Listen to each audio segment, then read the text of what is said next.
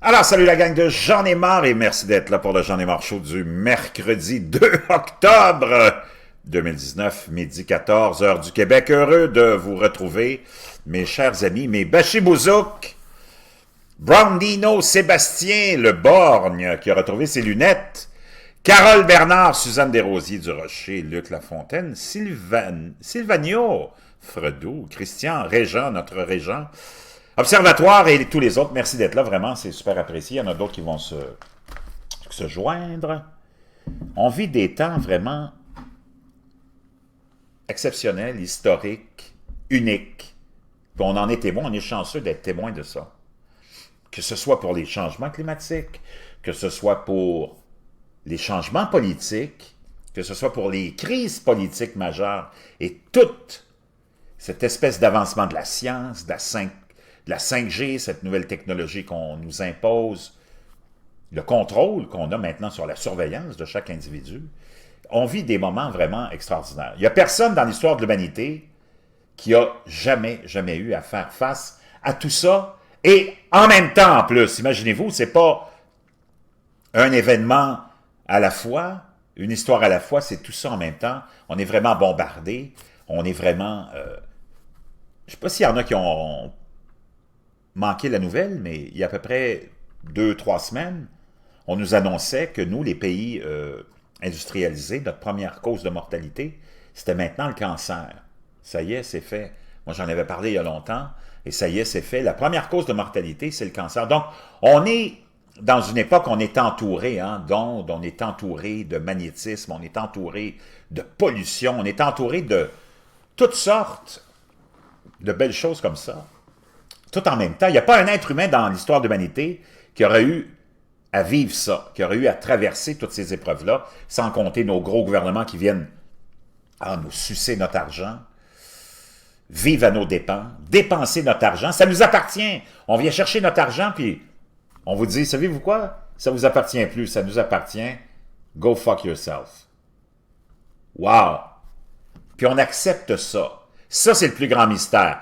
On a pensé pendant longtemps que la Cadbury, ce chocolat, cette tablette de chocolat très populaire, dont on avait fait une publicité amusante dans les années 80, je pense, ceux qui sont du même âge que moi, qui tournait autour du mystère de la Cadbury, comment on avait fait pour mettre le caramel dans la... On pensait que c'était le plus grand mystère, mais le plus grand mystère, c'est comment ça se fait que nous autres, les caves, les moutons, on accepte le fait qu'une entité qu'on déteste, une entité qu'on n'arrête pas de critiquer, qu'on n'arrête pas de vilipender, l'entité qu'on appelle le gouvernement, comment ça se fait qu'on laisse cette entité-là contrôlée par des gens qu'on déteste, des gens qu'on traite de menteurs, de voleurs, de crosseurs, en plus, on laisse ces gens-là venir nous arracher notre paye, notre argent dûment gagné, en nous disant, savez-vous quoi? C'est pas à vous autres, c'est à nous autres, on en a besoin.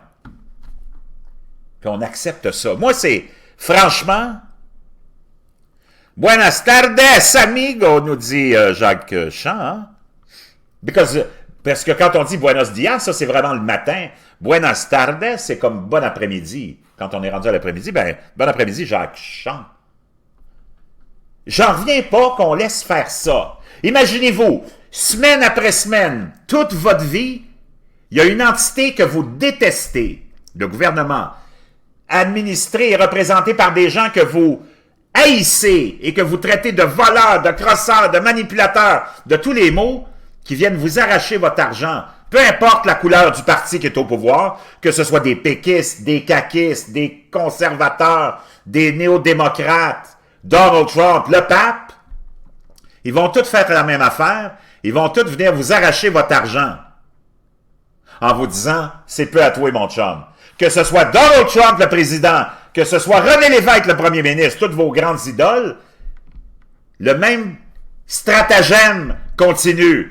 Hey, cet argent-là, c'est à nous autres, mon chum, c'est pas à toi. Moi, j'en reviens pas. Y a-tu quelqu'un qui peut m'expliquer ce mystère-là? Comment ça se fait que ça perdure, puis il n'y a pas un saint sacre-bleu qui dit quoi que ce soit. Il n'y a personne qui remet ça en question, puis on a toute la tête entre les deux jambes, la queue courbée qui s'en va dans notre anus. Moi, j'en reviens pas. Ça, c'est le plus grand putain de mystère. Que ce soit Pierre-Jean-Jacques, vos grandes idoles, t'sais, ceux qui sont en train de se masturber avec Maxime Bernier, il va être le premier ministre du Canada, puis il va continuer le même stratagème. Il va dire « Hey, cet argent-là, c'est à nous autres. » En parlant de ta paye. Comme Lucien Bouchard l'a fait, comme tous les sauveurs l'ont fait. « Hey, c'est à nous autres, cet argent-là. Qu'est-ce que tu fais là, le cave? » Donc, voyez-vous, je sais pas si je suis capable de vous démontrer, semaine après semaine, que notre système est malade, ou si vous n'êtes pas encore capable de comprendre. Moi, je ne le sais pas, mais à un certain moment, ça devient vraiment décourageant d'avoir affaire à des abrutis, à des ignorants, à des moutons, à des eunuques. On est là à parler de tout. Hein? C'est sûr, on parle de tout et de rien. Puis ça, c'est la chose la plus essentielle.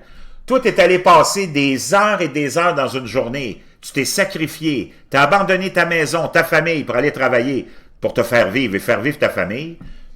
Puis tu as toute cette entité-là que tu retrouves dans tous les pays, qui s'appelle le gouvernement, qui est représenté par tout le même monde, toutes des crapules, qu'on traite tous de crapules, puis qui viennent nous arracher notre argent, puis on est là, puis on fait absolument rien.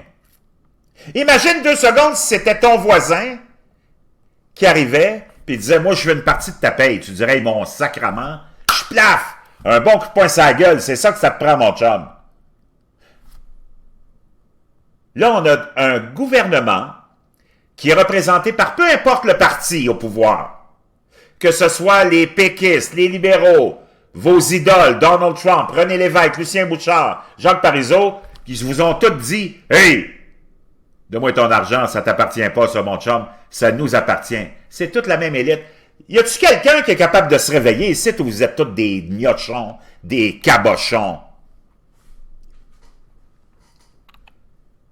Moi, j'en reviens pas. Ça, c'est le plus grand mystère. Tant qu'on n'élucidera pas ça, on ne pourra jamais changer notre sort. Donc, tu auras beau parler de quoi que ce soit, il n'y a rien de plus important que ça, puis on ne veut pas en parler. Parce qu'on ne sait pas, probablement, quoi faire face à ça. C'est ça la question, dans le fond. Parce qu'il n'y a pas un parti politique qui remet ce système-là en question. Il n'y a pas un représentant politique, il n'y a pas un journaliste, un académicien, n'importe qui vient remettre ça en question sur la place publique et poser la question suivante. Wow! Mais est-ce qu'on pourrait fonctionner d'une autre façon? Est-ce que ça pourrait pas plutôt être volontaire, tout ça? Est-ce qu'on ne devrait pas demander aux gens à qui on enlève l'argent, à qui on saisit l'argent, est-ce qu'on ne devrait pas leur demander ce qu'on devrait faire avec cet argent-là? Et si ça leur tente vraiment de contribuer de force, ou si tout ça, ça devrait être volontaire? Et que les gens puissent contribuer volontairement, par exemple, aux programmes sociaux et à toutes sortes d'autres choses. Et qu'on vous promet qu'on va gérer ça de façon impeccable. Parce que si ça devient volontaire, je vais te dire une chose, il va falloir qu'ils fassent des efforts pour que tout soit spick and span. Tant que c'est saisi à la source puis qu'on te vole ton argent puis que tu n'as rien à dire, eux autres, ils ont de compte à rendre à personne, ça dépense en faux, ça fait attention à rien. Parce qu'ils savent que c'est pas volontaire. Ça va toujours être là parce que c'est un système qu'on a établi d'une forme de fascisme envers le citoyen.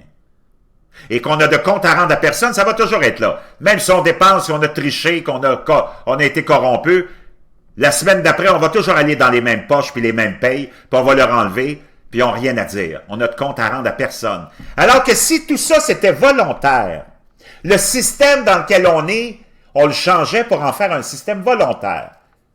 On propose, nous autres, d'aider les pauvres, d'aider ceci, d'aider cela. Si vous voulez, vous donnez. Si vous ne voulez pas, vous ne donnez pas. On va vous prouver que vous avez vraiment besoin de donner. On va administrer ça d'une façon impeccable.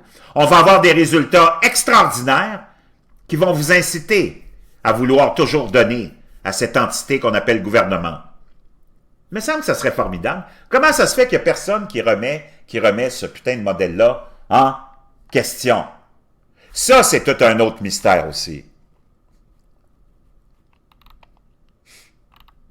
C'est vraiment incroyable. On va aller écouter Nancy Pelosi. Ça vient de se passer à l'instant avec Chuck Schumer, qui était en conférence de presse, naturellement urgente, sur la destitution de Donald Trump, et ainsi de suite. Et il essaie de convaincre les Américains qu'ils ne font pas ça de gaieté de cœur, que c'est pas partisan, et patati et patata. On va en écouter un bout, puis je vous traduis tout ça après, OK? Ça vient de se passer il y a à peu près 5 minutes, 10 minutes que ça vient de se terminer. Je l'ai écouté avant vous. Là, on va aller voir ça. Puis on écoute un bout, puis je vous reviens.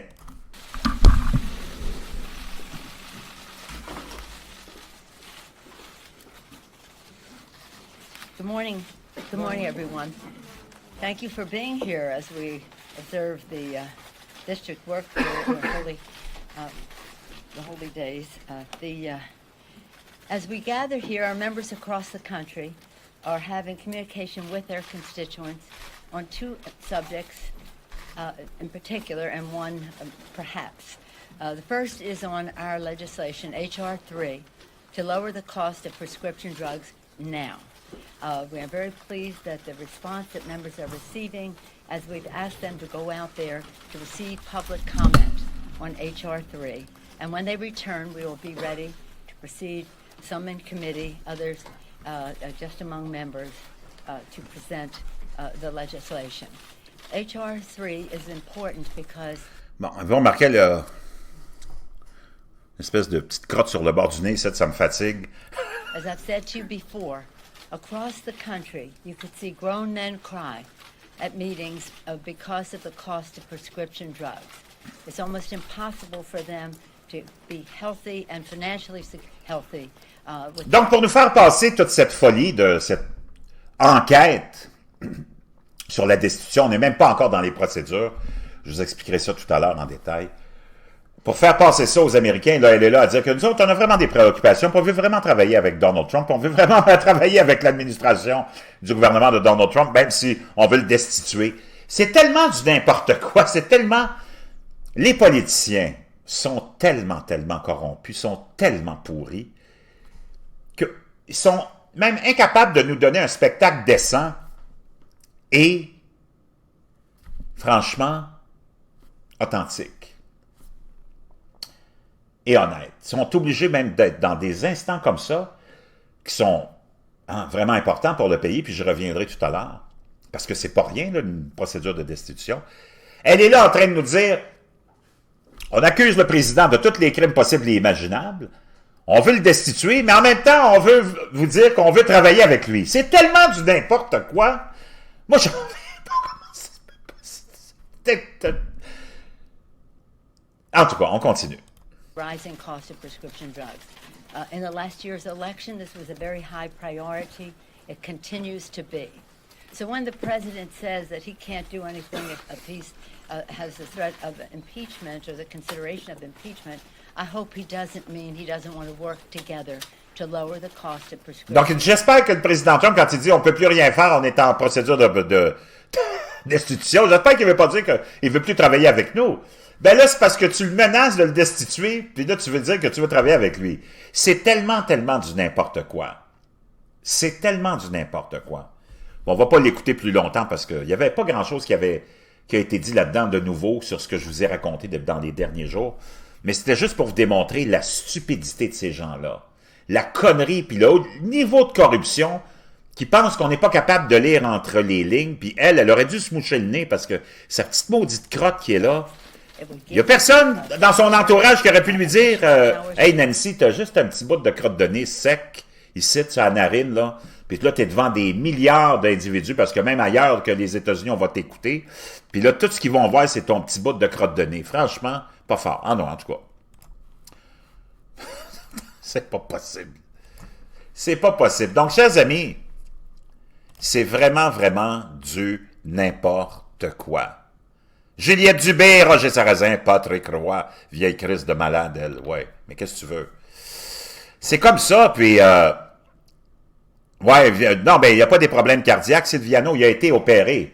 pour je pense, 2 pontages aujourd'hui. Il est obligé de mettre un stop pour l'instant à sa campagne. On pense qu'il peut revenir dans 2-3 semaines. On verra bien, mais on veut se débarrasser du vieux, hein? Juliette Dubé qui dit « Oui, ce sont des idiots. » Ils sont là à lancer l'enquête. C'est une enquête qu'on a lancée sur la destitution. On l'a officialisée. Moi, je vous l'avais annoncé déjà au mois de juillet quand les élus du Congrès sont revenus de vacances et que Jerry Nadler avait dit « On commence une enquête officielle de destitution ». Les gens n'avaient pas porté attention à ça parce que ça venait pas de la bouche de la speaker. Puis elle disait toujours « Faut attendre, faut attendre, faut attendre ». Puis là, elle vient d'embarquer dans le train. Là, c'est devenu officiel, mais ça fait depuis le mois de juillet que l'administration Trump est en enquête de destitution par Jerry Nadler. Donc, c'est pas nouveau. C'est juste une enquête. Comment ça fonctionne? Là, je veux que vous soyez attentifs parce qu'il y a tellement de choses qui se disent, puis il y a beaucoup de gens qui ne comprennent pas grand-chose. OK? Aux États-Unis, le pouvoir se divise en 4. Bien, 3 pouvoirs législatifs, exécutifs, mais il y en a un qui est un pouvoir aussi important, la Cour suprême. Le président des États-Unis, la Chambre des représentants, le Sénat. Puis là-dedans, quelque part, tu peux mettre la Cour suprême, OK? Ça, c'est le pouvoir exécutif, ceux qui ont le pouvoir de légiférer, le Congrès, le Sénat et le président. Ils sont tous élus par les Américains, par le peuple. Les juges de la Cour suprême ne sont pas élus, ils sont nommés. Donc, c'est pour ça qu'ils n'ont pas une branche exécutive. Les juges ne peuvent pas écrire des lois. Ils les interprètent. Ils te forcent à en réécrire d'autres, mais ils ne peuvent pas écrire de loi. Ils n'ont pas de pouvoir exécutif, législatif. Président, Chambre, Sénat. La Chambre est en ce moment sous le contrôle des démocrates qui ont pris la majorité en 2018 au mi-mandat. Le Sénat est resté à majorité républicaine. La Chambre a l'opportunité, selon la Constitution, de la façon dont elle a été écrite, s'il y a eu des crimes ou des intentions de crimes de commis par un président, d'entamer des procédures de destitution avec des accusations précises. Là, on n'a rien de précis. On est en enquête. On ne veut même pas procéder au vote parce que Nancy Pelosi sait qu'elle n'a pas le vote nécessaire pour enclencher le processus de destitution. Donc, ils sont en enquête, puis en enquête, puis en enquête. Pendant qu'ils sont en enquête, c'est les démocrates qui gardent le contrôle à la Chambre de toutes les assignations à témoigner et les subpénats. Il n'y a que les démocrates qui choisissent qui vient témoigner et qui reçoit un subpénat pour des documents et ainsi de suite. Tant que ce n'est pas voté. Le jour où Nancy Pelosi et les démocrates vont décider d'aller faire voter les élus du Congrès et que ça devient, disons que c'est un vote majoritaire et on s'en va vers la procédure de destitution, les républicains auront le droit à ce moment-là de convoquer des gens aussi et d'envoyer des subpénats pour forcer des gens à venir témoigner ou forcer des gens à donner des documents.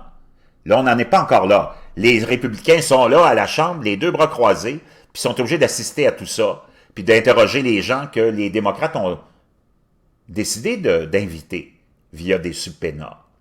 Et c'est pour ça que chez les démocrates, on prend notre temps, puis on n'a pas hâte d'arriver au vote. Premièrement, on n'a pas assez de démocrates qui veulent voter pour ça, parce qu'il y en a beaucoup qui sont dans des secteurs puis des États pro-Trump, puis qui peuvent changer vite d'idée concernant cette procédure de destitution. Donc ça, c'est important de comprendre ça. Quand les démocrates vont se dire « OK, il faut y aller, on n'a plus le choix, parce que là, on a l'air d'une bande de clowns, puis il faut aller vers ce maudit vote-là », ils vont sûrement avoir leur majorité, la procédure va être officialisée, et là, il va falloir trouver des articles précis d'incrimination, des articles précis de destitution qu'on appelle. Article of Destitution. Hein? Donc, il faut que tu trouves des accusations précises, parce qu'après ça, tu t'envoies ça au Sénat. Le Sénat, lui, ça devient le tribunal, et les sénateurs deviennent le jury. Donc, on n'est pas rendu là. Donc, on est encore juste aux procédures d'enquête, et c'est les démocrates qui contrôlent tout. Quand ils vont décider à aller vers le vote, et que, disons, oui, les congressmen, les élus du Congrès disent oui, on est convaincu qu'on peut aller de l'avant, puis on s'en va avec la procédure officielle, puis là, il faut trouver les articles précis qui vont former la cause au Sénat. Ben à ce moment-là, les républicains auront aussi le droit, à ce moment-là, d'envoyer des subpoénas pour faire témoigner des gens. C'est là où ça va devenir pas mal plus intéressant. Parce que là, c'est pas mal plus d'un côté que c'est orienté. Après ça, c'est envoyé au Sénat, et le Sénat devient le tribunal, et c'est là où de l'accusation et la défense qui devront convaincre les sénateurs qui seront devenus le jury de ce procès. Et le Sénat deviendra la cour de la destitution du président. Mais c'est pas rendu là. Puis une fois que c'est rendu là, ça prend les 2/3 du vote. 67 si ma mémoire est fidèle. Les républicains sont majoritaires. Donc, il y a de fortes chances que cette destitution-là, si elle se rend jusque-là, ça fasse comme dans le temps de la destitution de Bill Clinton. Ça avait été voté à la Chambre, mais ça avait été rejeté par le Sénat. Bill Clinton était resté président, était retourné en élection en 94 ou 98, puis s'était fait réélire d'une façon vraiment, vraiment encore plus forte. Encore plus forte. Ben, on va l'appeler Nancy Crotone. C'est ça, nous dit Guy Maillet. Donc, voyez-vous, c'est ça la procédure. Ça a l'air compliqué, mais c'est pas compliqué. Là, c'est au Congrès. C'est en ce moment, l'action se passe au Congrès. On n'est même pas dans la procédure officielle, on est dans l'enquête. On appelle ça l'enquête de destitution. Il n'y a même pas eu de vote de prix encore. Une fois que le vote va être pris, ça va continuer. On va trouver des articles précis, mais là, les sénateurs, les élus du Congrès seront républicains, auront aussi le droit d'assigner des gens à témoigner via des subpoénas. Et après ça, on enverra ça au Sénat. Donc, on est loin. Les démocrates voulaient faire ça avant l'action de grâce, mais ça va traîner, mes amis, puis ça va traîner, puis tout le monde va faire traîner ça, puis ça va jouer probablement contre les démocrates si ça se retrouve l'an prochain encore dans l'actualité et que c'est pas réglé. Parce qu'on est en année électorale l'année prochaine et il y a une chose que les Américains n'aiment pas, c'est justement ça. Qu'on essaye de retirer un président via une procédure comme la destitution. Il y a encore une chose qui s'appelle des élections. Puis moi, j'en ai soupé, déjeuné, dîné de tous les cabochons cousins en France, que de tous les cabochons patriotes au Québec, qui arrêtent pas de toujours dire « Faut destituer Couillard, faut destituer Macron, faut Coudon! Êtes-vous devenu une bande de fascistes? De dictateurs? Parce que t'aimes pas quelqu'un, il faut le destituer, Pour destituer un président ou un premier ministre, il faut qu'il y ait un crime. C'est pas parce que t'aimes pas ses chaussures ou ses politiques que tu vas le destituer. Voyons, êtes-vous tombé sur la tête? Êtes-vous rendu aussi tata que les tatas? Il y a une procédure qui s'appelle élection. T'aimes pas quelqu'un, tu t'en vas voter contre. Destituer Trudeau, faut destituer Trudeau comme des vrais poules sans tête, des vrais gnochons. Il y a une chose qui s'appelle les élections, le cave, le 21 octobre. C'est là que tu vas aller le destituer. C'est là que tu le sors, avec le vote populaire, avec une élection, pas avec une phony organisation juridique. Les Américains s'en vont voter l'an prochain. C'est quoi l'urgence de le destituer? Parce que t'aimes pas sa politique étrangère? Parce que c'est ça, dans le fond. Ce que les Américains, l'élite américaine a contre Donald Trump, c'est rien d'autre. Pour le reste, ils sont bien d'accord avec avec les baisses de taxes pour les riches, l'exploitation, puis l'exploitation pétrolière, le fractionnement par fractionnement, toute la déréglementation environnementale. Ils n'ont rien. Ils sont bien d'accord avec tout ça, toute l'élite. La seule chose qu'ils n'aiment pas de Donald Trump, c'est ses politiques étrangères. Surtout son ouverture avec la Russie à l'époque, en 2015-2016, quand il disait « Ce serait peut-être une bonne chose qu'on soit amis avec les Russes. » Parce que l'ex-URSS et les Russes, maintenant, ont toujours été bâtis dans l'esprit américain comme étant l'ennemi, le communisme. Puis dans le fond, c'est ça qu'on reproche à Trump, puis tout tourne toujours autour de ça. La Russie, l'Ukraine, la Russie, l'Ukraine, la Russie, l'Ukraine, la Russie, l'Ukraine. Donc, ce qu'on n'aime pas, dans le fond, c'est ses politiques étrangères. Ce qu'on n'aime pas, c'est qu'il ne va pas en guerre. Puis remarquez, moi, je suis débarqué du train de Trump pour des raisons que je vous ai expliquées. Que vous avez probablement comprises maintenant. Mais ça ne veut pas dire que je dénigre Trump pour autant. Il ne veut pas y aller en guerre avec qui que ce soit. Mais les faucons, ceux qui vendent des armes, autant les démocrates que les républicains, ils n'aiment pas ça, cet aspect-là de Trump. Eux autres, ça fait longtemps qu'ils auraient aimé ça, qu'ils partent en guerre contre l'Iran, qu'ils partent en guerre contre Chavez, ou pas Chavez, mais Maduro, qu'ils partent en guerre contre Kim Jong-un. Lui, il ne veut pas de guerre. Il a toujours été, et a toujours dénoncé les guerres. Puis Guy Mallette, tu as raison, le problème c'est la droite versus la gauche, toujours, comme je l'ai expliqué récemment. Il faut que ça cesse, ça. Il faut qu'on soit tous ensemble, puis qu'on oppose les riches aux pauvres, puis on leur dise, lâchez nos payes tranquilles. Nous autres, on a besoin de notre argent pour vivre. Puis votre gros gouvernement, il ne nous sert à rien à nous autres. Les gouvernements sont là pour contrôler l'individu, prendre son argent, puis s'assurer que cet argent-là va servir les intérêts des riches et de l'élite. Il n'y a rien d'autre là-dedans. Rien d'autre. Donc,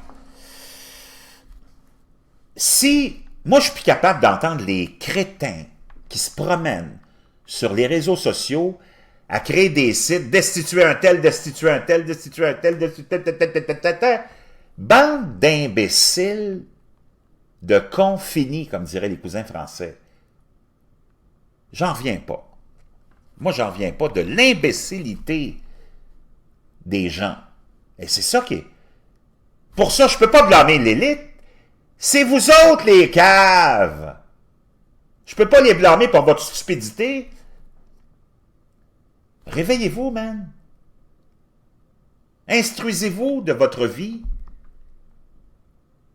Prenez exemple de votre vie. Vous êtes un échec total. Pourquoi? Parce qu'on est dans un système pourri. C'est de votre faute. Quand tu as une bande d'hurluberlus qui sont là, destituons Trudeau, destituons... Voyons, sur quoi? Ça nous amène à la folie que Donald Trump a commencé lui-même avec cette idée d'emprisonner tout le monde. Ça, c'est une autre affaire. Là, on est-tu rendu dans des régimes d'une totalitaire complet? Qu'on en est rendu à s'accuser et à menacer tout le monde. « Ah, tu vas finir en prison, il faut que tu ailles en prison. » Coudon! On est-tu tombé sur la tête? Ça n'a plus de sens. Puis ça, c'est Donald Trump qui a commencé ça. Et c'est ce qui fait que maintenant, tu as plein de monde qui se retrouve en prison juste pour des propos. On le voit en Europe. Tu as du monde qui sont en prison pour des propos. Alain Soral, par exemple, qui a été condamné à 18 mois de prison. Parce que là, c'est devenu d'une banalité quelconque. Toi, tu vas finir en prison. Il faudrait qu'il finisse en prison. Trudeau, il faudrait qu'il finisse en prison. L'autre, il faudrait qu'il finisse en prison. En prison, pourquoi? Y a-t-il moyen de les exposer avant, d'établir leur système de Ponzi, puis de pyramidal, puis de criminalité? Les débarquer de là, de changer de système, établir des nouvelles normes, puis après ça, peut-être que tu pourras, si tu veux vraiment les envoyer en prison, là, mais y a-t-il moyen d'arrêter de juste avoir des arguments débiles comme ceux-là? Pendant qu'ils nous volent nos payes, y a-t-il quelqu'un qui en parle de ça? Que ce soit les péquistes, que ce soit Donald Trump, que ce soit René Lévesque, le gouvernement vient voler notre argent. Avant de commencer de voir envoyer le monde en prison parce qu'on ne sait pas pourquoi, y a-t-il moyen de s'ouvrir les yeux sur le vrai problème, le vrai malaise dans cette société? Le gouvernement, le système dans lequel on est, l'élite qui nous gouverne? Non. Hey, vous êtes en prison, il faut que finisse ça. Oh, il y a des pédophiles partout. Êtes-vous tombé sur la tête, le monde? Socrate enculait les petits gars.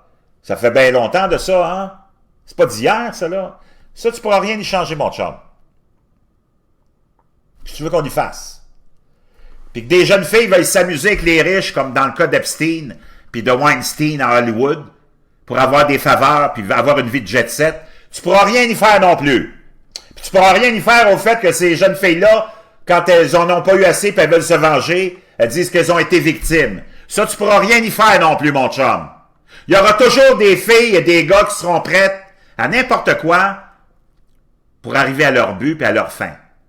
Même si ça implique qu'elles doivent se dégrader ou qu'ils doivent se dégrader. Il n'y a personne qui a été forcé pour aller coucher avec un tel ou un tel. On était dans des belles, un bel environnement de party, on était dans des belles soirées de party, on avait de l'argent, de la coke, du bon vin, des riches autour de nous autres.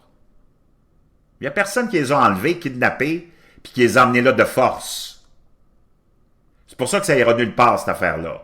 Puis c'est pour ça que l'affaire de Weinstein, c'est allé nulle part non plus.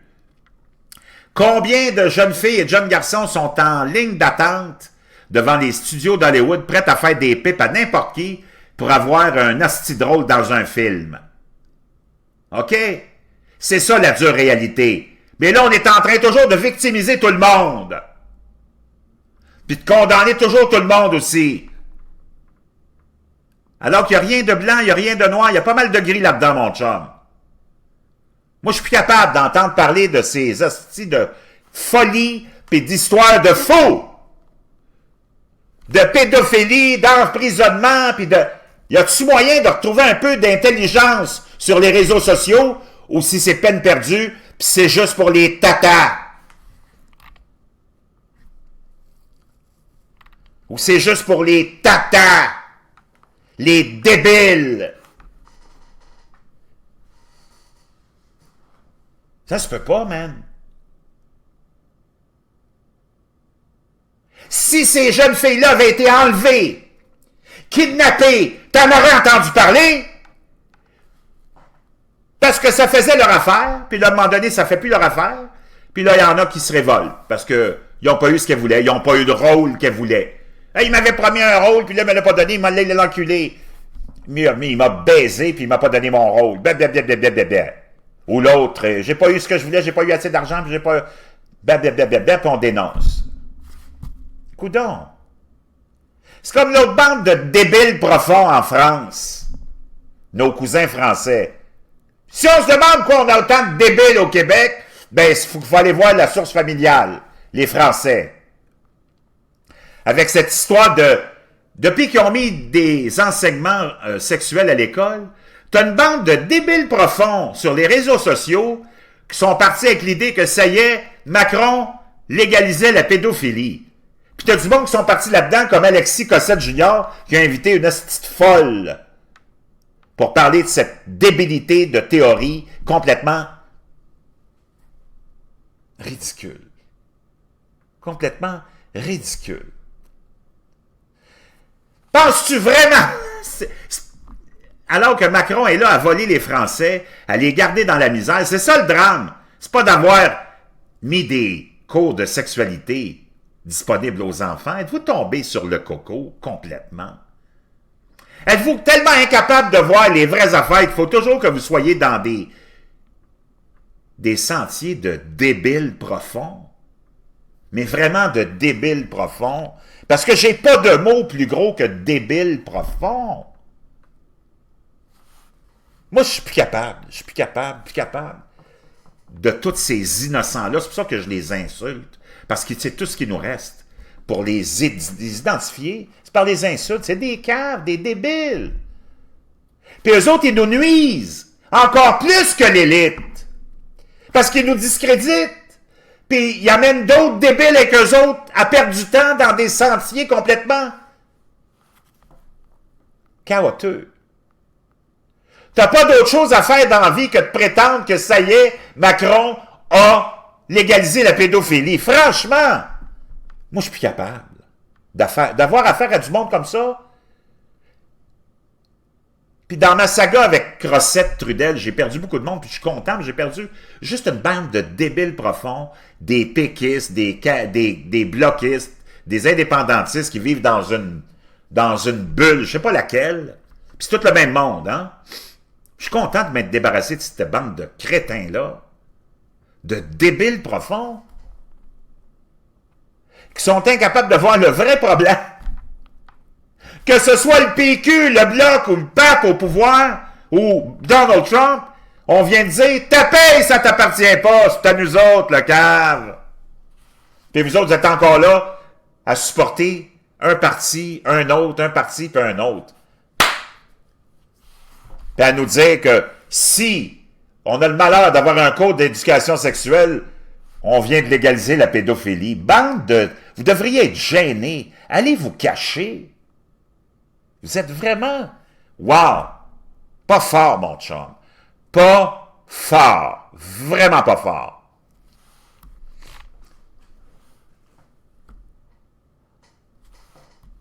Pas fort. Marie Vidging qui dit « Vous avez tout à fait raison. » Merci, Marie. C'est pas que je veux avoir raison. Je donne une opinion qui est basée sur des observations, Marie. Je suis plus capable. Il n'y a personne qui est capable. Puis en plus, il n'y a personne qui a les couilles, sauf moi, de remettre ce monde-là à leur place parce qu'ils se disent « Oh non, hey, si je fais ça, je vais perdre des abonnés, je vais perdre des followers. » Moi, j'ai juste une chose à leur dire. « Up your fucking ass. Up your fucking ass. » Moi, je me fermerai pas la gueule parce que j'ai peur d'offusquer la petite communauté de débiles profonds qui sévit sur le net. J'en ai rien à branler. Rien à branler. Moi, j'ai des convictions. OK? Puis mes convictions sont plus fortes que l'apparence, puis de pas vouloir perdre des abonnés en leur racontant n'importe quoi, dans le fond, ce qu'ils veulent entendre. Parce que c'est ça le problème auquel on a à faire face, c'est que le monde veut entendre juste ce qu'ils veulent entendre. Et rien d'autre. Ils sont fermés. À tout le reste, c'est des mensonges, c'est de la conspiration, c'est leur vision, leur réalité, c'est tout. Il y a juste le PQ, après ça le PQ, la mort est là après le PQ. Le déluge après le PQ. Par exemple, si je donne l'idée des péquistes parce que je les connais, les péquistes. Puis tout ce qui rejoint ce monde-là, en plus, c'est toutes les mêmes... Moi, je les connais, hein? Ça fait 4-5 ans que je navigue là-dedans, là. Puis j'ai eu les plus extrémistes, parce que moi aussi, j'ai joué à l'extrémiste un jour. Puis tu vois la facilité que tu peux avoir à manipuler des gens, là, juste avec un discours charismatique, c'est incroyable. Puis ce qui les rejoint, c'est tout le même monde, hein? Tous ceux qui pensent que la pédophilie, ça y est, c'est légalisé par Macron parce qu'il y a eu des cours de sexologie. Puis tout le reste dont je viens de vous parler, là, tous ces gens-là sont attirés par les mêmes topics, les mêmes sujets. L'immigration, les frontières, tout du monde xénophobe, tout du monde homophobe, sexiste. C'est vrai! J'ai pas le choix d'avouer que c'est vrai, parce que je l'ai expérimenté. Je vais te dire une chose. Les immigrants qui rentrent ici, que ce soit légalement ou illégalement, c'est pas vraiment de menace. Primo. Deuxièmement, c'est du monde qui veulent améliorer leur sort. Moi, j'en ai plein d'amis de toutes les nationalités. Puis tout ce qu'ils veulent quand ils viennent ici, c'est d'avoir la crise de paix pour pouvoir avoir un petit peu plus de confort pour leur famille, un petit peu plus d'avenir pour leurs enfants.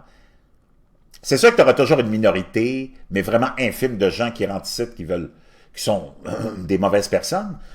Mais ça, tu peux l'avoir même dans l'immigration légale. Tu sais pas à qui tu as affaire vraiment.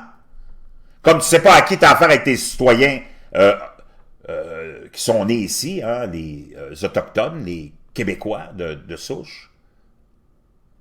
Tu sais jamais comment quelqu'un va finir. Donc, mais de penser que ça, c'est une menace, alors que ton putain de gouvernement, toutes les semaines, vient t'arracher ton argent pour te dire « Hey, c'est à moi, c'est pas à toi. » Voyons, avez-vous tombé sur la tête, le monde? Avez-vous tombé sur la tête?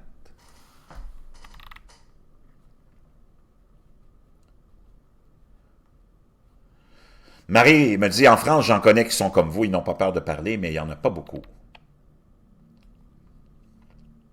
Puis pendant ce temps-là, comme tu as bien raison, Sylviano, comme dans plein d'autres sujets, pendant qu'on est tous distraits avec toutes ces insignifiances-là, qui n'ont rien à voir avec notre bien-être et l'amélioration de notre sort, on installe la 5G partout.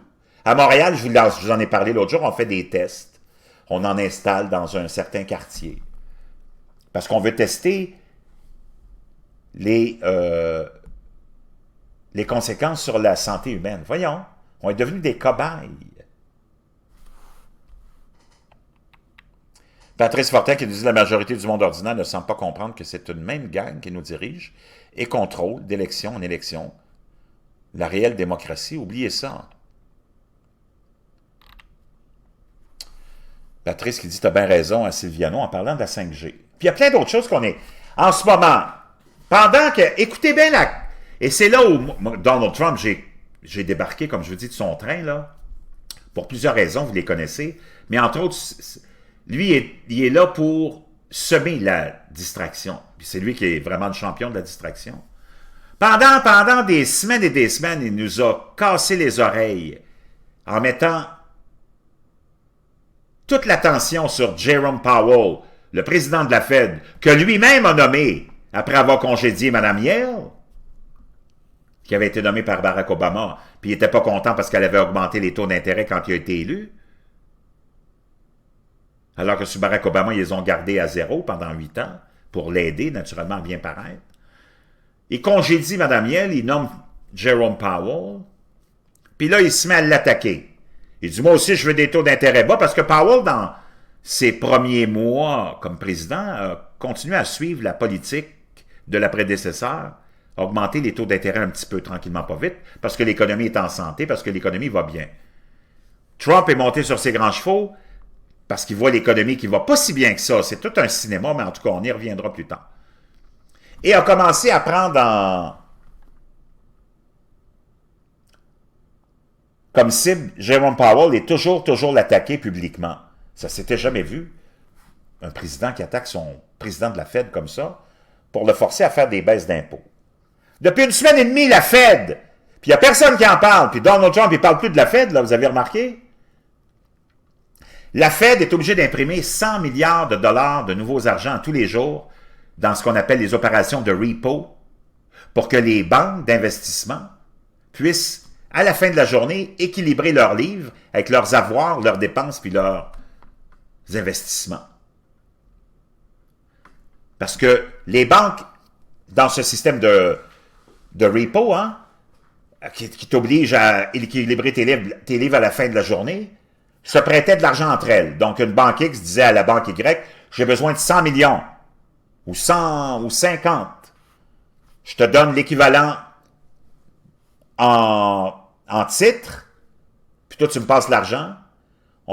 Habituellement, les banques chargeaient 1,7 à 2% de frais, de taux d'intérêt.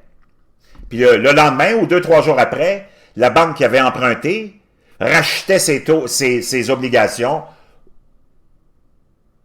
à la banque et payait les frais d'intérêt de 1,7 ou 2%. C'est comme ça que ça marchait dans cette obligation, hein, de ce qu'on appelle le système de repo. Il est arrivé quelque chose il y a 2 semaines à peu près. La banque X qui voulait avoir, disons, 100 millions pour fermer ses livres, s'est fait dire non par les banques qui ont dit non, nous autres, on ne te prête plus. En tout cas, on ne te prête plus à 1,7 puis à 2%. On va te prêter à 10.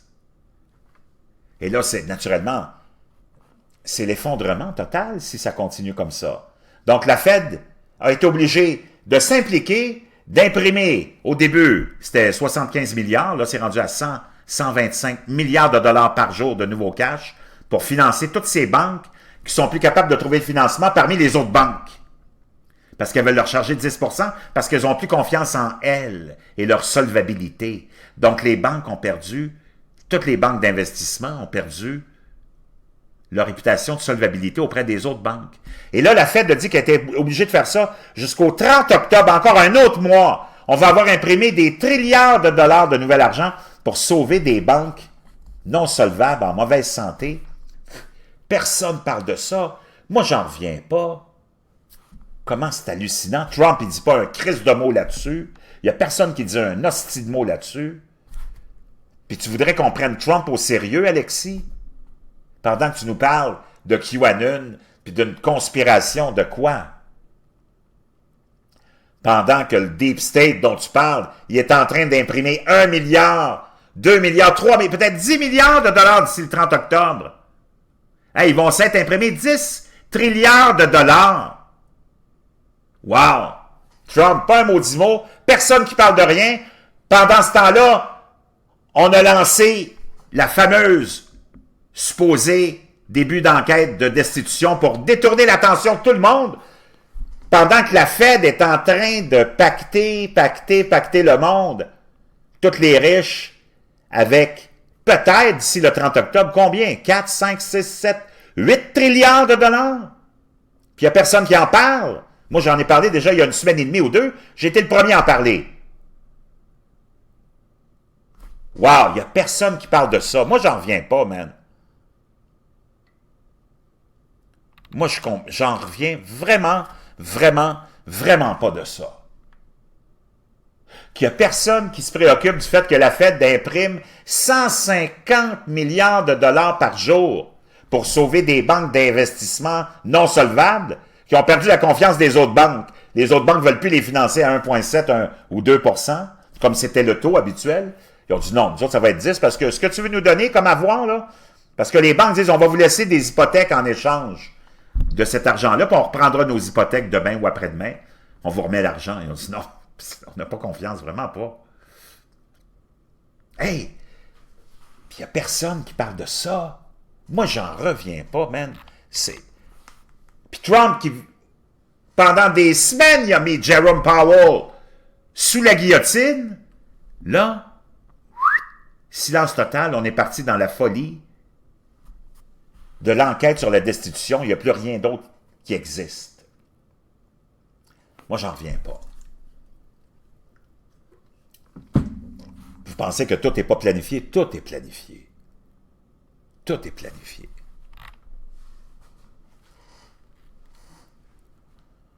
Alors, salut à Christina. Ceux qui veulent se joindre à la discussion, 1-833-625-2527, 1-833-Malaka. Avez-vous entendu la dernière nouvelle? La dernière promesse électorale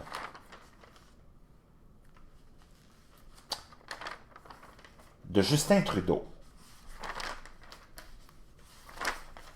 J'avais ça quelque part, j'en ai parlé. Justin Trudeau qui promet de payer les vacances à 75 000 familles défavorisées. C'est un montant qui pourrait atteindre les 2100 ou 2300 $. Je vais essayer de vous trouver ça. Est-ce que c'est dans celui de dimanche, peut-être? Donc, imaginez-vous, Justin Trudeau, qui va prendre votre argent, qui prend notre argent sur nos payes, comme tous les autres gouvernements. Si vous avez Andrew Scheer comme premier ministre, c'est lui qui va prendre de l'argent sur vos payes. Sans que personne ne se questionne. Donc, pendant qu'il nous enlève notre argent, nous autres qui avons travaillé fort, lui, il l'utilise pour son gain et son capital politique, en promettant aux Canadiens, aux démunis, qu'il leur payerait leurs vacances s'il était réélu, jusqu'à un montant de 2200 $ à peu près. Pendant que toi, tu travailles comme un fou, un esclave, tu te démènes avec un coût de la vie qui n'arrête pas d'augmenter, ton argent qui n'arrête pas de se dévaluer, surtout quand on imprime 150 milliards de dollars par jour pour aider les banques d'investissement. Toi, tu travailles comme un chien. Tu n'es même pas capable de te payer des crises de vacances. Puis tu as un putain d'enculé comme Trudeau, puis toutes les autres sont toutes pareilles anyways, là, qui vient dire au monde, eh bien, si vous m'élisez, Moi, vous payez des vacances, les tenues. Mais ceux qui sont juste sur le bord d'être tenus, vous n'êtes pas encore tenus, vous autres, on vous enlève votre argent, mais on ne vous subventionnera pas vos vacances, puis toi, tu n'es même pas capable de t'en payer toi-même. Moi, je ne sais pas, mais wow! Wow, wow, wow! C'est quelque chose. C'est quelque chose. Faut le faire pareil. Faut le faire pareil.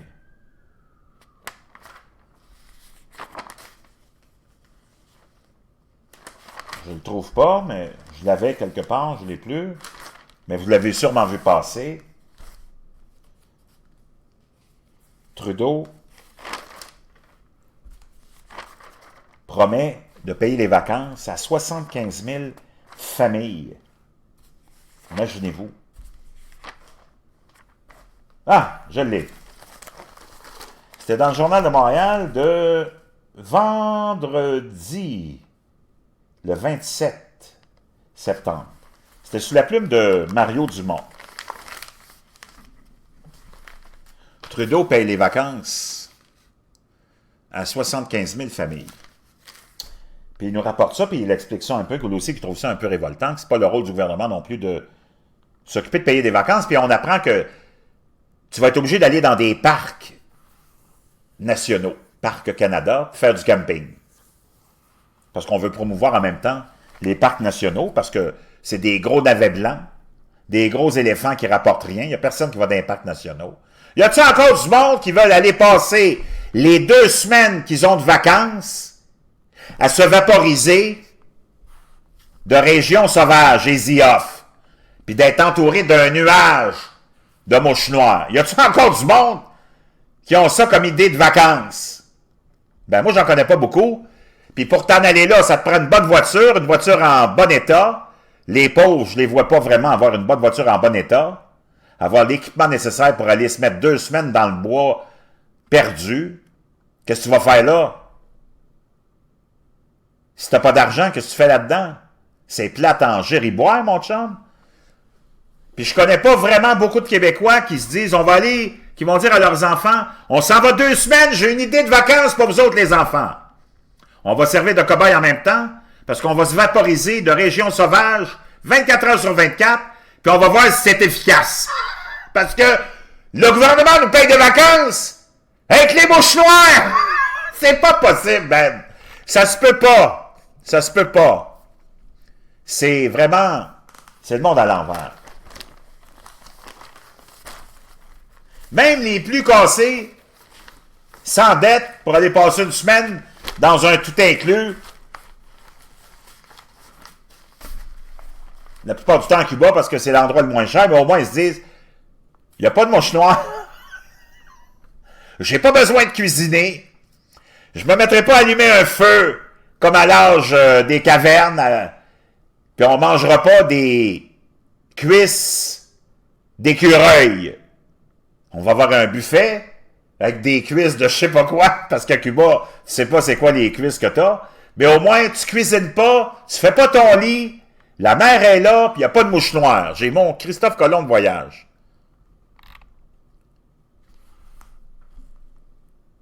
« 1-833-625-25-27, les Malacas. 1-833 Malacas. Sinon, c'est via Messenger pour les Européens, les cousins français, qu'on aime bien quand même. Hein? Même si vous nous avez oubliés ici, il y a longtemps, parce que vous n'avez pas été capable de gagner une guerre contre les Anglais, ma bande de pas bons, puis que dans les accords de Paris, le traité de Paris, vous avez choisi la Guadeloupe plutôt que le Québec. C'est correct. Moi, je vous en tiens pas rigueur. J'ai rien contre les gens de la Guadeloupe, c'est du bon monde.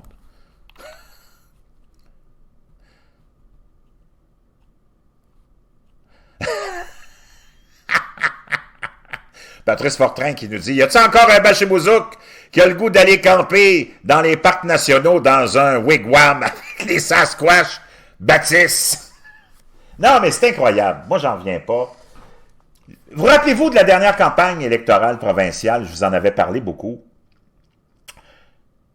où Philippe Couillard et son gouvernement, sous la gouverne de son directeur de campagne, Alexandre Taillefer, tout un beau gros trou de cul, celui-là, avait lancé l'idée, la promesse électorale suivante, on va payer l'autobus et le métro aux étudiants en temps plein puis aux vieux. Encore là, notre argent qu'on nous enlève sur notre paye, qui nous appartient plus, qui appartient à l'élite, puis qui l'élite qui dit, nous autres, on va faire ce qu'on veut avec. D'abord, les services de transport en commun sont déficitaires, il n'y a personne qui les utilise. Ça va faire d'une pierre deux coups. On va se donner l'impression que, wow, ça va tellement bien les services de transport en commun. C'est tellement bien administré. Regardez ça, l'augmentation qu'il y a eu. C'est sûr, tu as payé l'autobus aux étudiants puis aux vieux. Tu les as forcés à prendre l'autobus, dans le fond, avec notre argent. Quelle hypocrisie! Alexandre Taillefer, gros mangeux de balustre, gros trou de cul, que j'aimerais ça avoir en débat. Tout ce monde-là, j'aimerais ça les avoir en débat avec moi, mais c'est sûr que c'est tout du monde tellement peureux, qui sont jamais capables d'affronter la réalité puis le vrai monde, ils sont toujours dans la fiction, avec les médias qui les protègent puis qui leur posent des questions bidons, qui sont jamais là à approfondir quelque sujet que ce soit. Imaginez-vous, on prend votre argent, puis on fait une promesse électorale avec pour se faire élire, puis on dit aux gens, nous autres, on va vous aider, mais à notre façon. D'abord, j'aimerais vous rappeler que c'est notre argent. Ils ont-ils moyen de faire ce qu'ils veulent avec les vieux puis les jeunes?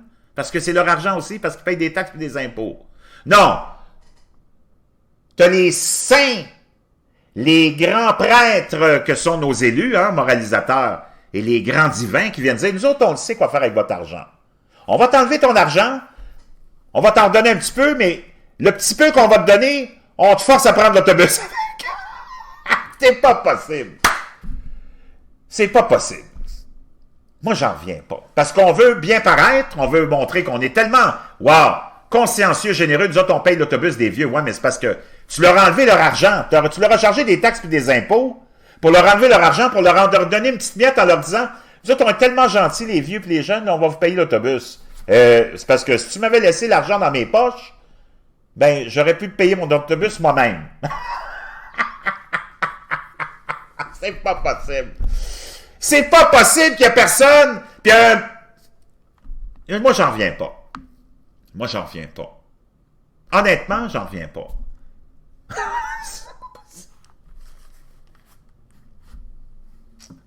Donc, le gouvernement t'arrache ton argent et il dit, je te force à prendre l'autobus avec. Give me a fucking break, man. Alors que la chose à faire, ça aurait été d'abord, je vous laisse votre argent dans les poches. Si ça vous tente de prendre l'autobus, vous prendrez l'autobus. Si ça vous tente de vous acheter une voiture, vous achèterez une voiture. Si tu veux t'acheter un vélo, tu t'achèteras un vélo. Si tu veux marcher puis te faire une bonne épicerie, tu feras ça. Non, le gouvernement il dit, moi je t'enlève ton argent, je t'en redonne un petit peu, je te dis qu'est-ce qu'on va faire avec, OK? Tu vas prendre l'autobus, as-tu compris? Parce que tout le service de transport public est nul à chier, mal administré, puis il est toujours déficitaire parce qu'il n'y a personne qui le prend. Là, je te force à le prendre parce que je vais avoir des belles statistiques. Y a-tu quelqu'un d'autre que moi qui voit ça? Non. C'est pour ça que vous n'avez pas le choix d'être ici. Toutes les autres, c'est des phonies, des bons à rien, puis qui vous amènent dans des sentiers, mais tellement, tellement inutiles. Mais vraiment inutiles. Vraiment inutiles. Puis qui veulent vous garder dans des boîtes. Oh, faut voter pour le Parti communiste canadien, le PCC de Maxime Bernier, ou faut voter pour le Bloc. Le Bloc! Moi, je vous avais demandé une faveur, à la dernière élection provinciale, c'est de me faire disparaître le PQ, puis vous avez réussi, vous m'avez écouté, puis je suis fier de vous autres. Là, je vous demande une autre faveur. Faites-moi disparaître le Bloc, que ça s'en aille, ça disparaisse, que ces gens-là ne vous emmerdent plus, qu'ils aillent se trouver des jobs ailleurs, qui nous foutent la paix avec notre argent. Parce que dans le fond, c'est juste ça que le Bloc veut.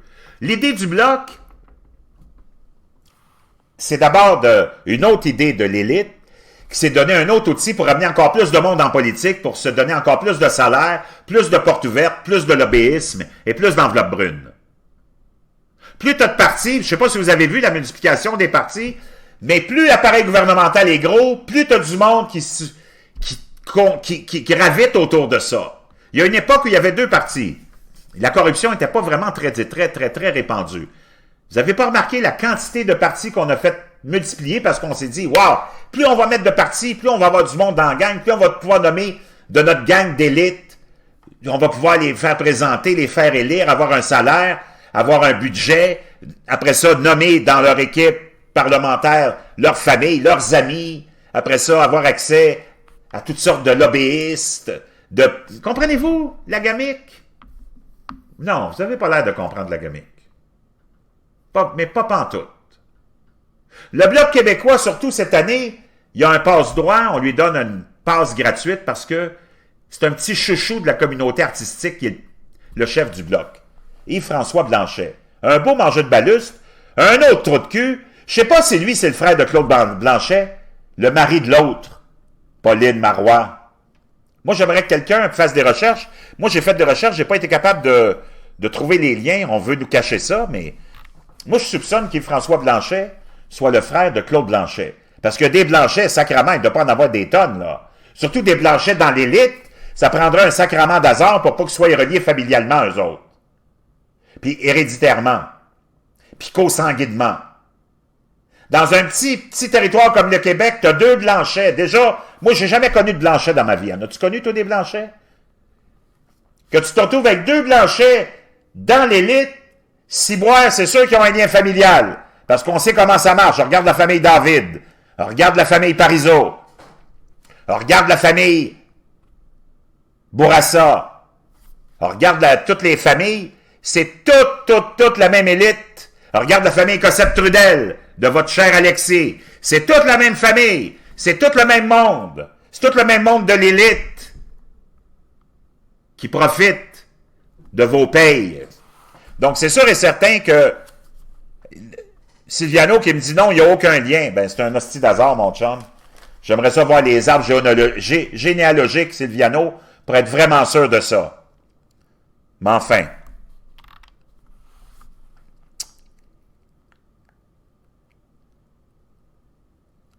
Donc, tout le monde se rappelle de mon Manon Massé avec le bâton dans le pantalon puis de Gabriel Nadeau-Dubois en talon haut. Eux autres, je pense qu'ils ont des liens familiaux, non? Ils ont le même papa ou la même maman. Ou le même... à moins que ce soit le frisé, Vincent Marissal, le parrain des deux.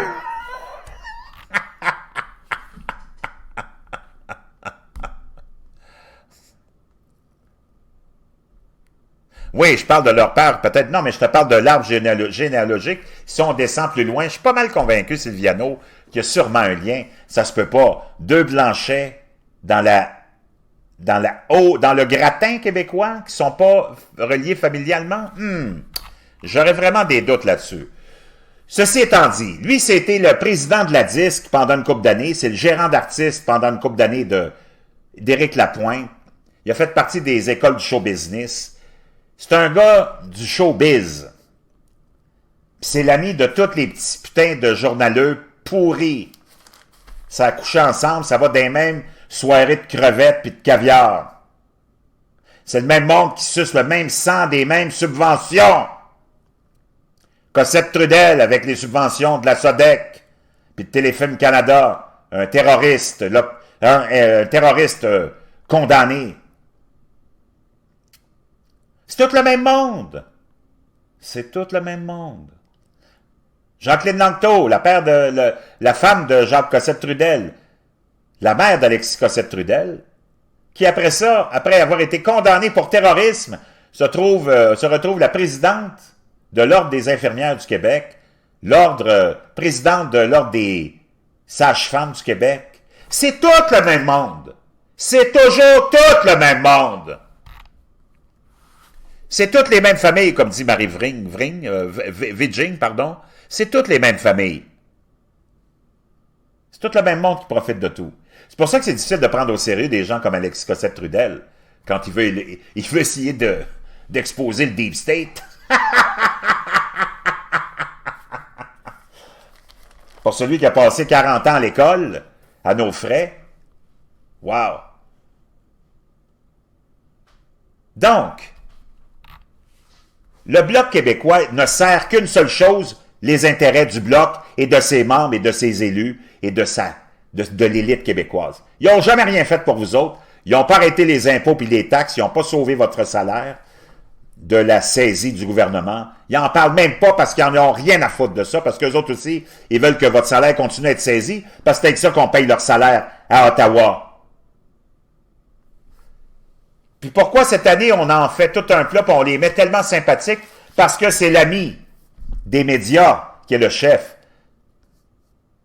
La gang des artistes qui vient vous faire la morale à toutes les 2 secondes, qui vient pleurer pour plus d'argent, plus de subventions. C'est elle qui veut sauver tout le monde, mais qui vit comme des pachas avec l'argent, les taxes du pauvre monde, parce qu'ils n'ont pas de talent. C'est ce monde-là. Puis vous autres, les imbéciles, on voudrait que vous votiez pour le Bloc. Non. Ça serait le plus beau message qu'on pourrait envoyer en tant que Québécois libérés, des Québécois sortis de leur coquille. Regardez le Bloc et toute son élite avec lui, puis lui envoyer un gros doigt d'honneur en lui disant « Fuck you, va te trouver une vraie job, Blanchette, puis toute ta gang de manger de balus. » Mais encore là, l'élite va vous dicter comment voter. On va vous pousser à voter pour le Bloc. Parce qu'on veut la gang des amis là-bas. Parce qu'on aura accès à toutes sortes de lobbyistes, plus de lobbyistes. On pourra avoir accès à toutes sortes de... Quand tu es dans l'appareil gouvernemental, tu as accès à toutes sortes de choses, même quand tu es un député du Bloc. Puis on va pouvoir aider à faire avancer toutes les pseudo-demandes de M.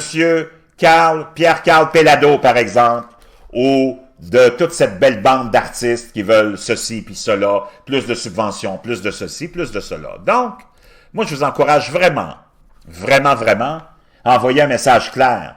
Et ça pourrait vraiment être un message à cette élite qui nous fait la morale toujours, surtout cette élite artistique qui est la plus déplaisante de toutes.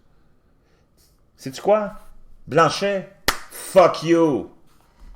J'espère que vous allez avoir la colonne vertébrale et le courage.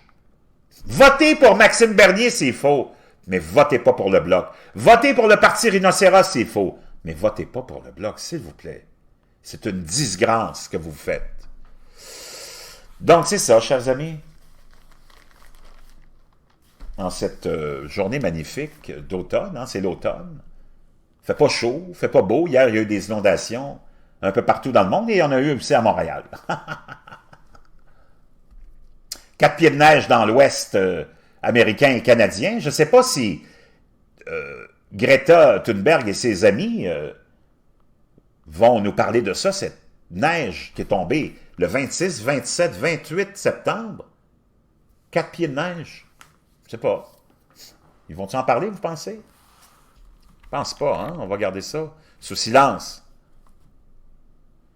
Marie-Evelyne qui dit « Vous êtes un de ceux qui a tout compris. » Merci, merci, merci. Donc, chers amis, Emmanuel Macron. On parle un peu de nos cousins français.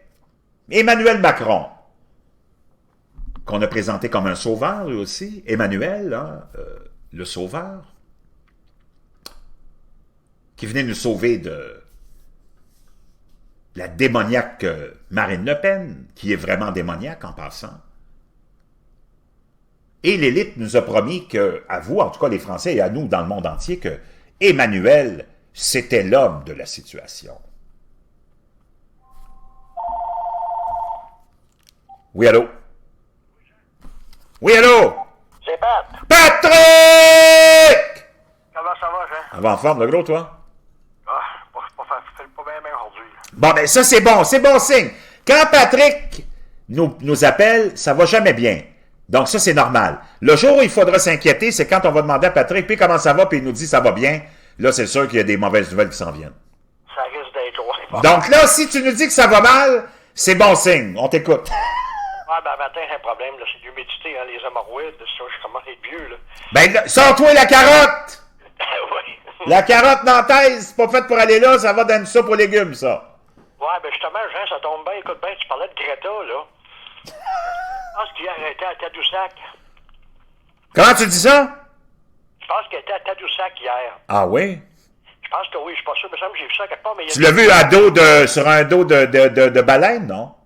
Ah, probablement. Hey, ça aurait pu être un moyen de transport pour elle. Pourquoi il n'y a personne qui n'a pas suggéré de mettre une espèce de, tu sais, de selle, créer une selle spéciale pour une baleine, puis de faire voyager Greta en baleine.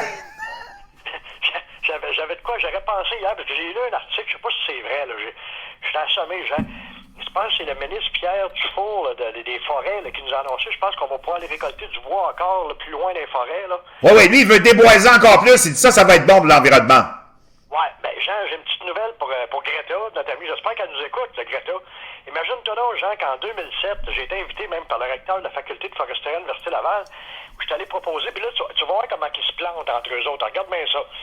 Aller chercher du bois dans le fond de l'eau avec des robots, ça existe déjà, ça se fait en Colombie-Britannique, OK? Puis ça a passé à l'émission La Semaine verte. Il estimait qu'il y avait 300 millions d'arbres dans le fond de l'eau. On aurait pour 100 ans à aller le chercher. Puis le bois, tu sais, Jean, aux États-Unis, quand tu achètes du bois, il y a une qualification, ils appellent ça le Stewardship Council. Ça, c'est le bois biologique. C'est ça, c'est le bois qu'on va chercher dans le fond de l'eau. OK. Ouais, puis là... Mais ce bois-là, il fait quoi dans le fond de l'eau? Ben, c'est parce que, tu sais, on a gravé du bois.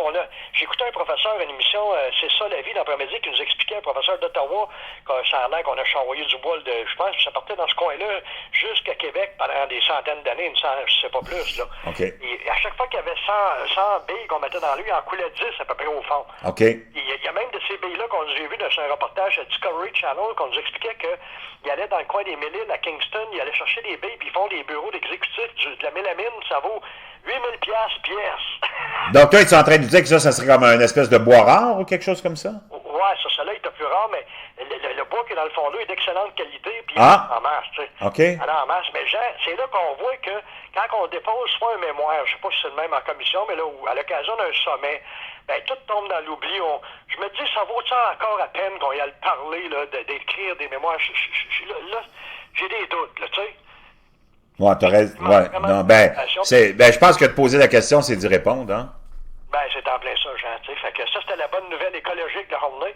Ouais, mais ça, c'était quand même, si on revient dessus, là, sur cette nouvelle-là, Patrice, c'était quand même aberrant d'entendre le ministre de l'Environnement nous dire c'est une bonne chose pour l'environnement de couper encore plus d'arbres.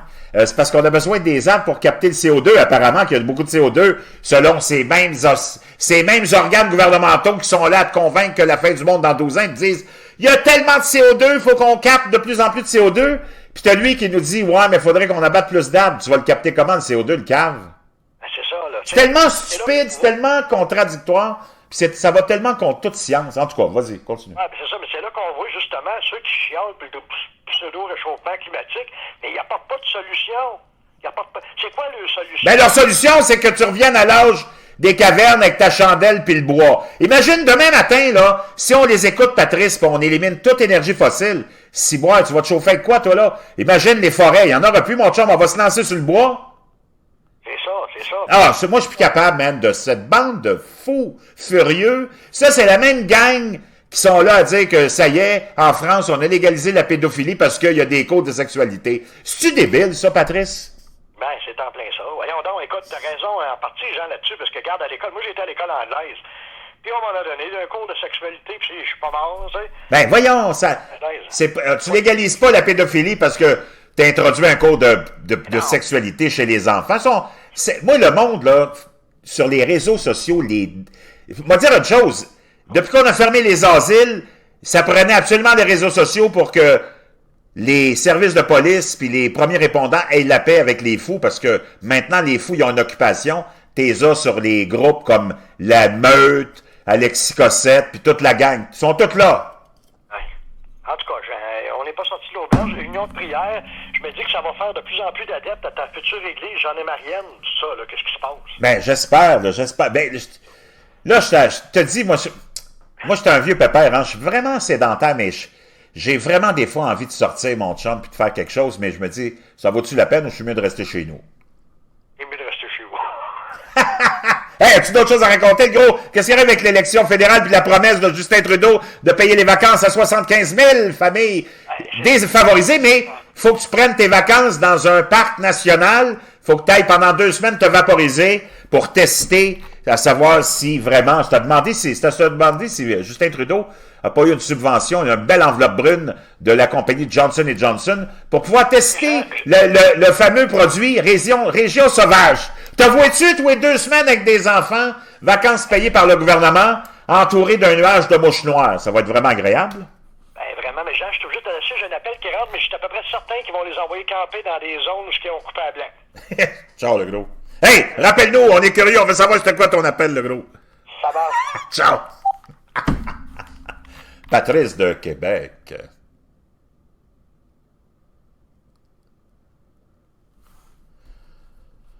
Bon. Brown Nino qui dit « Moi, c'est quand les drag queens expliquent la sexualité à nos enfants que j'ai de la misère en crise. » Oui, mais ça, c'est vraiment... C'est des cas isolés, puis c'est pas dans les écoles, là. Tu sais, à un moment donné, là... Faut en revenir avec ça. Puis c'est une réalité, que ce que je te dise.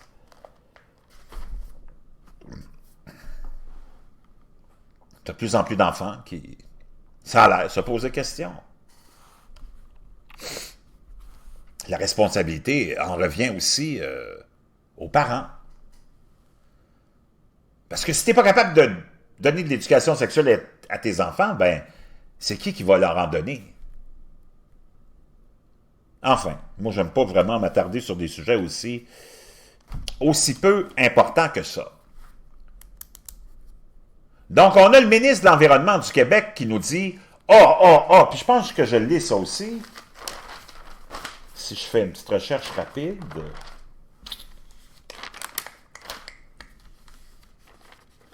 Je ne perdrai pas mon temps, mais je pense que je l'ai vu, cette nouvelle-là.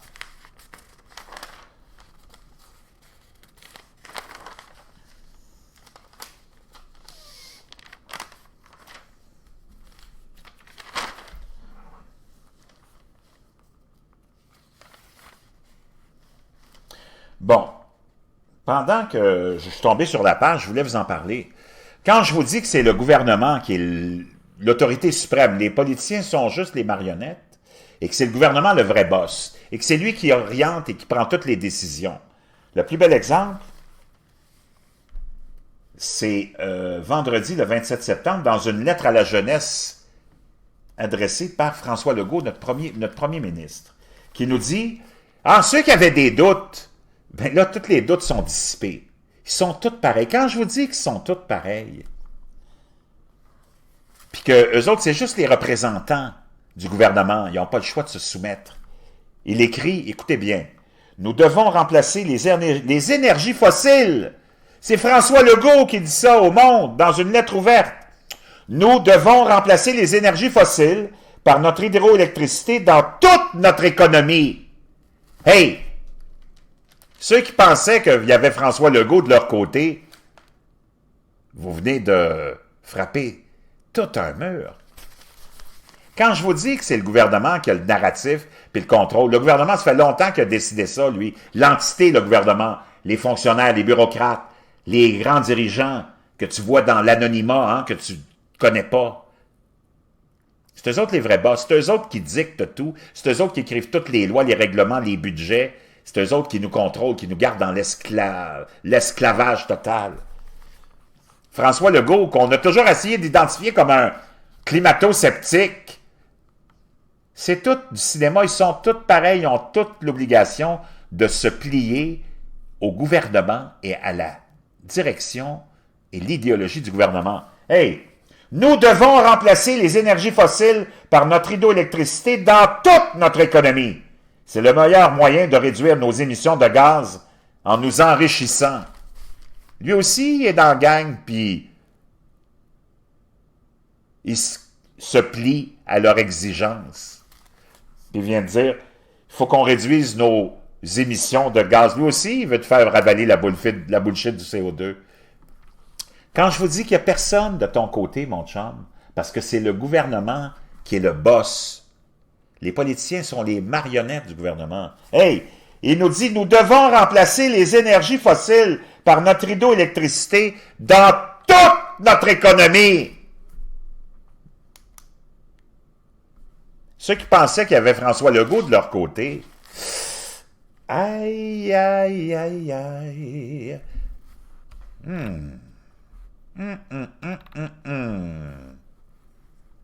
Je ne sais pas ce que vous en pensez.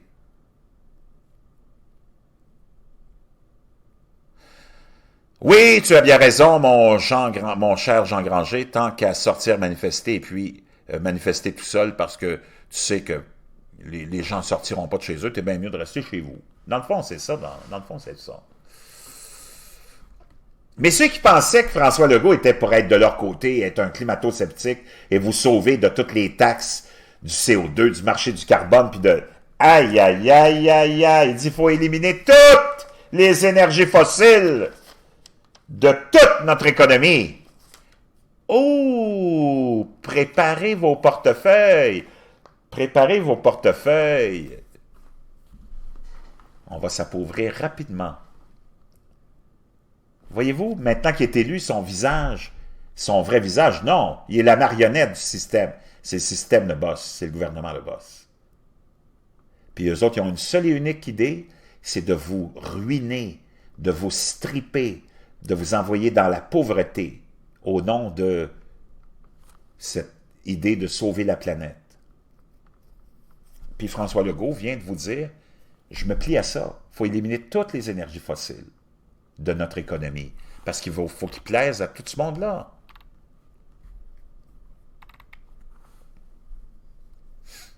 Wow! Et c'est ça le drame de la politique, c'est que nous autres, on est là, victimes, puis on sera toujours les victimes. Du PQ, du Bloc, de tout le monde! Donc, tous les eunuques comme Alexis Cossette-Trudel qui vous disent « Oh là, il faut voter pour un tel, oh là, il faut voter pour un tel, oh là, le PQ, le Bloc! » Tous des bons à rien, qui sont pas là pour vous éveiller, ils sont là pour vous endormir, parce qu'eux autres même font partie de l'élite, puis ils aiment ce système-là dans lequel on est. C'est le gouvernement qu'il faut se... Tu peux pas te débarrasser du gouvernement, Nancy. Le gouvernement, c'est le système. C'est le palais de justice, c'est le bureau de police, c'est le poste de police, c'est l'hôpital, c'est le CLSC, les CLSC, c'est l'école. Voyez-vous comment les gens, et Nancy, je suis content que tu m'envoies cette phrase-là, sont incapables de concevoir ce qui se passe. Tu peux pas te débarrasser du gouvernement. Ça veut dire quoi, se débarrasser du gouvernement? Moi, je veux que tu m'expliques. Appelle-nous, 1-833-625-2527. Je veux savoir qu'est-ce qu'il y a derrière cette phrase-là. C'est quoi l'idée que les gens ont quand ils disent ça? Il faut se débarrasser du gouvernement. Comment tu vas te débarrasser du gouvernement? C'est quoi le gouvernement? C'est tous les bureaux du ministère, de tous les ministères. C'est tous les hôpitaux, les CSSC, les CLSC, les postes de pompiers, les postes de police, les hôtels de ville, les écoles. Ça veut dire quoi? Il faut se débarrasser du gouvernement. Ça veut rien dire. C'est ça qui est le problème. Ça veut absolument rien dire. C'est pas une façon de s'exprimer, Nancy. Il faut qu'on soit plus fort, plus précis, plus organisé, plus articulé. C'est pas le gouvernement. Comment tu vas te débarrasser du gouvernement? Tu peux pas te débarrasser du gouvernement, il est partout.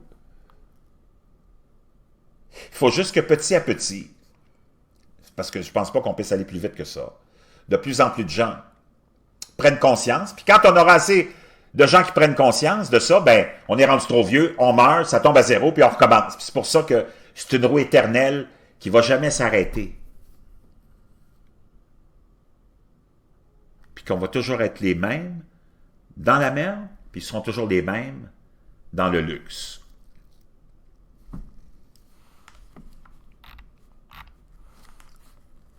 C'est notre lot, c'est notre karma. On ne peut rien y faire. On a essayé le PQ, on a essayé le Bloc, on a essayé tout ce qu'on pouvait essayer au Québec. On a été encore dans la plus grande merde après le PQ. On n'a jamais été autant taxé, autant légiféré, autant contrôlé, autant policé que par le PQ. Et là, ceux qui pensaient que la CAQ était pour les libérer, hey, nous devons remplacer les énergies fossiles par notre hydroélectricité dans toute notre économie. Ça, c'est facile à dire quand tu es plein de cash. D'avoir des panneaux solaires, d'avoir des nouvelles fenêtres, d'avoir des nouvelles maisons qui correspondent à toutes leurs exigences, d'avoir une auto électrique. Mais les familles qui sont cassées comme des clous, tu les envoies dans une misère incroyable en leur imposant toute cette nouvelle économie, ces nouvelles normes qui vont t'imposer de force. Ce qu'ils veulent, c'est te mettre à terre. Ils veulent éliminer les gens de la classe moyenne s'il en reste encore.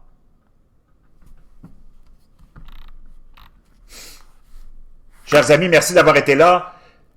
N'oubliez pas, votez pas pour le Bloc. Envoyez un message à la petite élite artistique qui a son représentant Yves-François Blanchet, le président de la DISP, le gérant d'Éric Lapointe, que non, on n'en veut plus des leçons de moralité de l'élite artistique. Go fuck yourself, my friend. Si tu penses que tu vas aller à Ottawa te faire vivre avec nos taxes et nos impôts pour ouvrir la porte à tous les organismes de subvention puis de gouvernementaux pour tes petits amis, no fucking way, parce que vous le savez, ils ne seront pas là pour vous autres. Écrasez le Bloc aux prochaines élections. Envoyez-le aux oubliettes, s'il vous plaît. Merci d'avoir été là. On se retrouve bientôt pour un autre J'en ai marre show.